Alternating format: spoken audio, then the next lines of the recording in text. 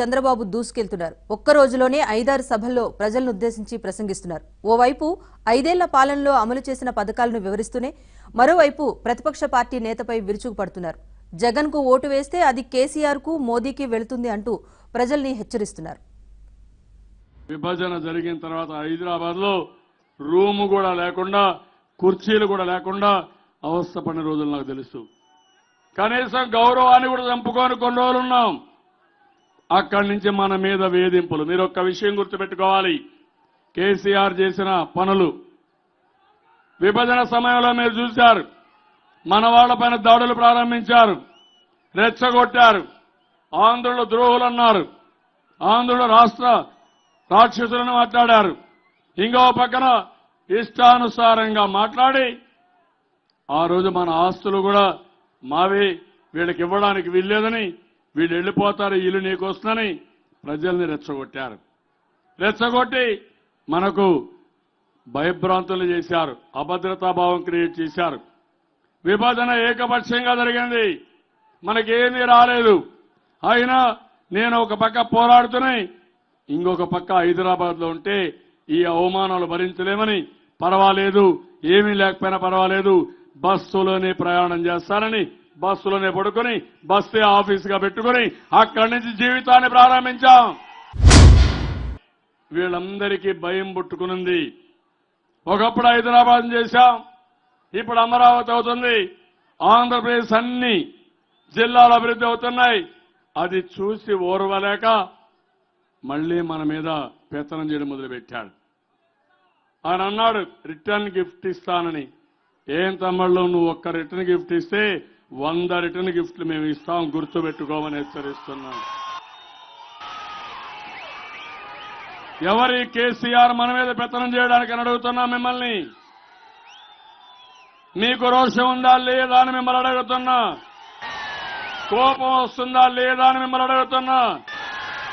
1,00,000 కోట్ల రూపాయలు అప్పడంగా కొట్టేసి ఈరోజు మనం అభివృద్ధి కాకూడదని పోలవరం పైన సుప్రీంకోర్టుకు వెళ్తారు. అదే మరి కృష్ణా నీళ్లు మనకి ఇవ్వాలంటే, తాగడానికి ఇవ్వాలంటే మీనమేషాలు లెక్కేస్తారు, వీడేదో వాడు సొత్తు అయినట్టు. మన హక్కు, దీన్ని కూడా కాళ్ళ రాసే పరిస్థితికి వచ్చారు.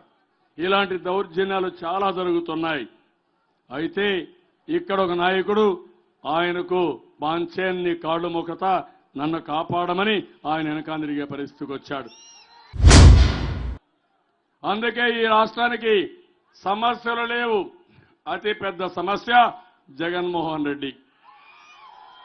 మీరు గుర్తుపెట్టుకోవాలి, కరువును నేను హ్యాండిల్ చేయగలుగుతాను, మా తమ్ముళ్లకు ఉద్యోగాలు ఇవ్వగలుగుతాను, ఇంకో పక్క మీకే పని కావాలన్నా చేయగలుగుతాను, నెంబర్ 1 రాష్ట్రంగా చేస్తాను, తెలంగాణ పైన పోరాడతాను, ఢిల్లీ పైన పోరాడతాను, మీకు న్యాయం చేసే బాధ్యత నాది నాది అని మరొకసారి మీకు తెలియజేస్తున్నా. మీ భవిష్యత్తు నా బాధ్యత. కానీ జగన్మోహన్ రెడ్డి మాత్రం నా భవిష్యత్తు మీ బాధ్యత అంటున్నాడు. ఈయనకు జైలుకు పోకుండా ఉండాలంటే మీరు ఓట్లు వేయాలి. ఈయన బేరసారాలు చేయాలంటే మన ఓట్లు అవసరం. రేపు కేసీఆర్ అంటున్నాడు నేను 16 సీట్లు గెలుస్తా, ఎంఐ 3 గెలుస్తా, మొత్తం మేమే గెలుస్తాం అంటే 17 సీట్లు మీరు గెలిచి ఆంధ్రప్రదేశ్ పైన పెత్తనం చేస్తారా మీరు? అంటే మీరు 17 సీట్లు గెలిస్తే మేమంత అసమర్థులమా?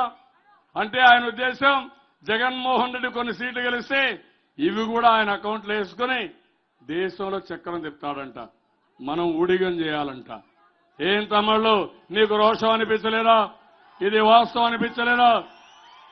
60 సంవత్సరాలు శ్రమ చేశాం, మొత్తం మనంతా కూడా శ్రమంతా వృధా అయిపోయింది. మళ్ళీ ఈరోజు కొత్త జీవితాన్ని ప్రారంభించాం.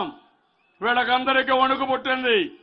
నరేంద్ర మోడీకి భయం, కేసీఆర్కు భయం. ఎందుకు భయం అంటే మనం ఇంకా బాగా ఎదిగిపోతాం, బాగా అభివృద్ధి అయిపోతాం. అది చూసి కసి కక్ష తప్ప ఇంకోటి కానీ కాదని చెప్పి మీకు తెలియజేస్తున్నా. అన్ని ఓట్లు తీసేశారు, ఓట్ల దొంగలైపోయారు వీళ్ళు. మీ ఓటు నా ఓటు కడానగానే ఏమారుంటే నాకు కూడా ఓటు ఉండేది కాదు తమ్ముళ్ళు. అలాంటి దొంగలు వీళ్ళు. ఇప్పుడు మొత్తం 85% దొంగ అఫిడవిట్ అని ఫామ్ 7 తప్పని ఎన్నికల కమిషనర్ చెప్పే పరిస్థితికి వచ్చాడు. ఇది ఎక్కడితో నాకు అర్థం కాలేదు. ఇంకో పక్క మీరు చూస్తే 1-2 కాదు, హైదరాబాద్ లో సేవామిత్ర డేటా మంది. కేసీఆర్ అవుట్ సోర్సింగ్ ఏజెన్సీకి వచ్చి మొత్తం దొంగిలించిపోతాడు, అది జగన్మోహన్ రెడ్డికి ఇస్తాడు. ఇక్కడే పోలీసుల పైన నమ్మకం లేదు, తెలంగాణ పోలీసుల మీద నమ్మకం ఉంది. ఒకప్పుడు సిబిఐ పైన నమ్మకం లేదు, ఇప్పుడు సిబిఐ పైన నమ్మకం వచ్చింది. ఏం తమ్ముళ్ళు, ఏంటివి ఎన్ని డ్రామాలు అవునా కాదా? కడప పేరు చెడబుట్టాడా లేదా అని మిమ్మల్ని అడుగుతున్నా. ఇలాంటి వ్యక్తి మనకు అవసరమా అని మిమ్మల్ని అడుగుతున్నా. మనందరం కూడా గుర్తుపెట్టుకుంటే కడపే కాదు, బద్వేలు పేరు కూడా చెడబుట్టాడు. పులివెందుల పేరు కూడా చెడబుట్టాడు.